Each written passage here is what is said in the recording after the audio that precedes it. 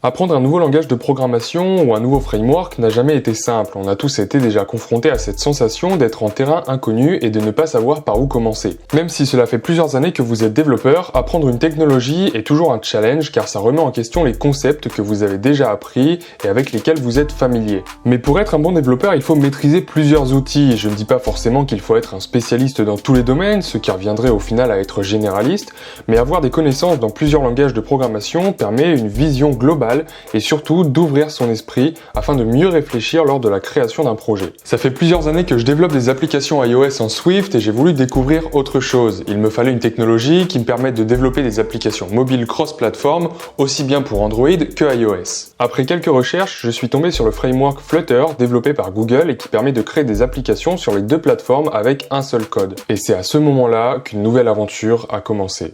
J'expérimente actuellement une nouvelle façon de créer du contenu et j'aimerais votre avis. Je vais en parallèle de cette vidéo publier un article sur la plateforme Medium ainsi que la version audio de cet article sur Apple Podcast. Donc si jamais vous préférez le support audio plutôt que le support vidéo pour consommer du contenu, n'hésitez pas à faire un tour sur la plateforme Medium ou Apple Podcast, les liens sont dans la description. N'hésitez pas également à me donner votre avis sur cette façon de partager mes idées. Est-ce que le format vidéo suffit amplement et tout le reste est superflu ou est-ce qu'au contraire c'est bien pratique d'avoir une version audio pour écouter dans les transports par exemple. À la fin de cette vidéo, je vous donnerai quelques ressources spécifiques que j'ai utilisées et que j'utilise toujours d'ailleurs, qui m'ont beaucoup aidé à programmer et surtout dans mon apprentissage de Flutter.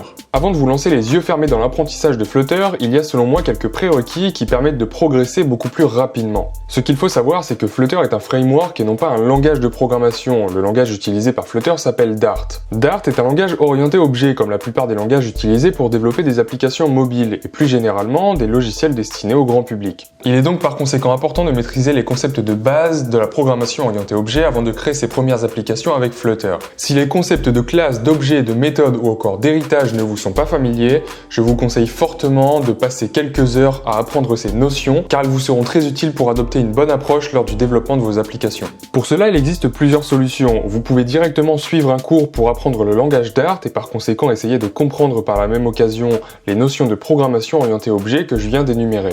Vous pouvez aussi passer par un autre langage et c'est ce que je conseillerais. Personnellement, je connaissais déjà plusieurs langages comme le C++, le Java ou encore le Swift et du coup l'orienté objet m'était déjà familier. Ces trois langages sont parmi les plus utilisés dans la catégorie des langages de programmation orientés objet et vont vous permettre de bien comprendre comment est organisé un code qui adopte ce paradigme. Une autre solution serait simplement de suivre un cours sur l'orienté objet sans apprendre un langage en même temps. Cette méthode peut être bien pratique pour gagner du temps, mais je pense qu'il est quand même préférable d'implémenter les notions en même temps et à travers de vrais exemples en utilisant un langage. Pour chacune des méthodes, je vous laisse faire une petite recherche Google, vous allez trouver assez rapidement des sites très bien faits qui vous expliquent en détail ce genre de notions.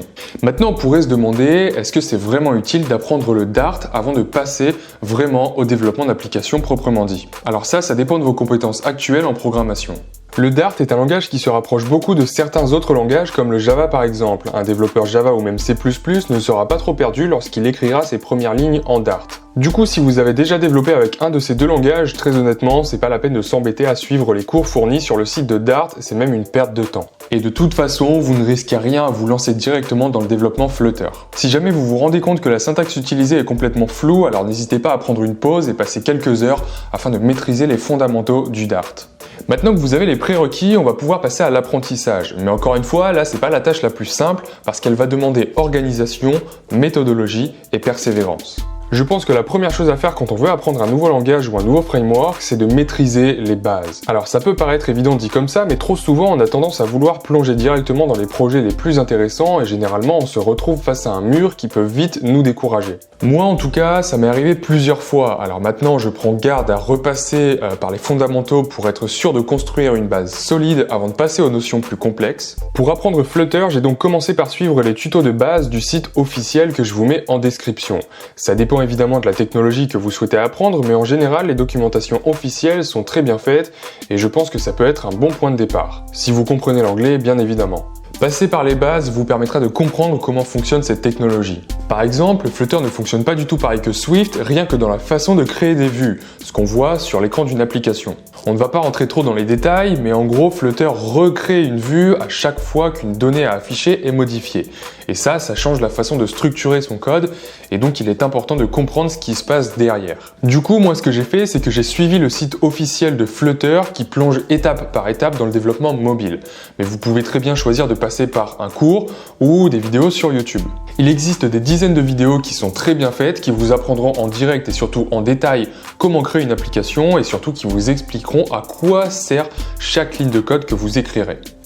Une fois que vous avez compris les bases d'une technologie, pour Flutter c'est par exemple le fonctionnement des widgets ou des états, il va falloir consolider ces bases et construire sa propre pyramide de connaissances. Et pour ça, il n'y a pas de secret, il faut pratiquer. La première façon de pratiquer, c'est d'utiliser la pédagogie par projet.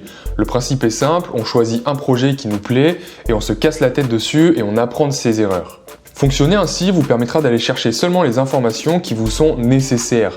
Dans un premier temps, ça sert strictement à rien de vouloir apprendre et surtout comprendre toutes les fonctionnalités qu'on peut ajouter à une application.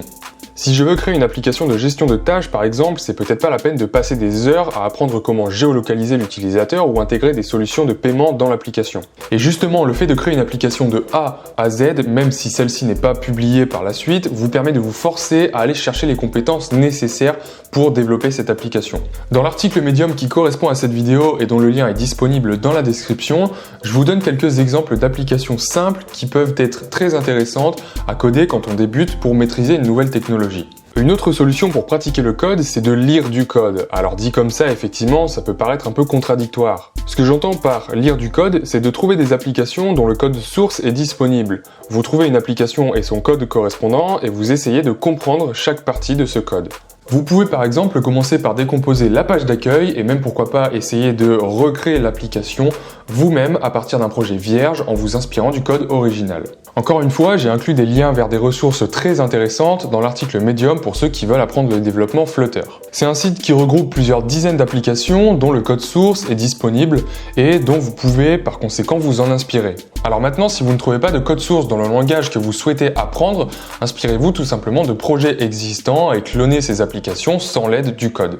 Il y a énormément d'applications dont la structure est toute simple, ou du moins dont le code peut être extrêmement simplifié si on enlève les questions de sécurité, de réseau ou encore de base de données pour stocker les données sur un serveur. Je pense par exemple à Instagram, Tinder ou encore des applications de notes que tout le monde a sur son téléphone. Peu importe la méthode que vous utilisez, le plus important c'est qu'elle vous convienne, qu'elle vous motive et surtout qu'elle vous fasse pratiquer le code. Donc comme je vous l'ai déjà dit durant cette vidéo, j'ai personnellement utilisé beaucoup la documentation officielle de Flutter qui, je trouve, est très bien faite et facile à suivre.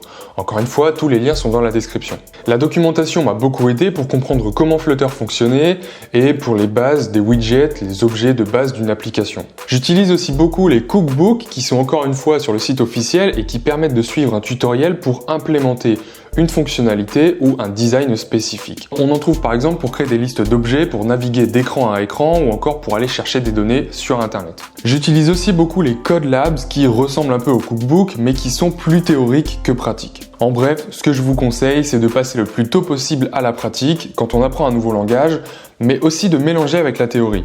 Une bonne méthode que j'ai mise en place, c'est de commencer par un peu de théorie pour avoir les bases et ensuite passer à la pratique dès que possible. Et ensuite, une fois que je suis bloqué, je repasse à la théorie et le mélange constant des deux me permet en fait de construire une pyramide de connaissances tout en m'assurant que les fondations restent solides.